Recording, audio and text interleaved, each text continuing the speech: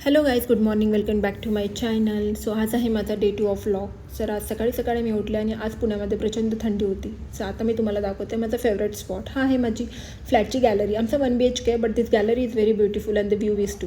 आणि थंडीमध्ये दिवसाची सुरुवात चहाच्या शिवाय होईल असं होतं, होऊच शकत नाही. So I had a good T. Okay, त्यानंतर आज माझं वर्क फ्रॉम होम होतं, तर मी कंटिन्यू दिवसभर 5 वाजेपर्यंत ऑफिसचं काम करत. नंतर मी पटापट आवरायला घेतलं, कारण आम्हाला चहा प्यायला जायचं होतं. संध्याकाळचा चहा आम्ही मोस्टली बाहेरच घेतो, कारण त्यानिमित्ताने घराच्या बाहेर पण निघता येतं.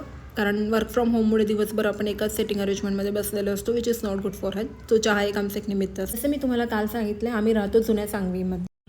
मी काल पण सांगितलेलं. सो आम्ही चहा घेतला आणि आम्ही घरी निघालोत, कारण घरी जाऊन स्वयंपाकाची तयारी पण करायची होती. आज माझा सिम्पल वेत होता. आज आम्ही दाल राईस बनवणार होतो, कारण आज आमच्या दोघांना पण फारशी भूक नव्हती. सो मी छानपैकी दाल राईस बनवून घेतला. आणि दाल राईसला फार काही वेळ लागत नाही आणि एक छान कम्फर्ट फूड पण होतं. हिवाळ्याच्या दिवसात तर अजूनच टेस्टी लागतं. सो माझा दाल राईस तयार झाला आहे. आता आम्ही जेवायला बसतो. धन्यवाद. भेटूया उद्याच्या ब्लॉगमध्ये. Thank you so much.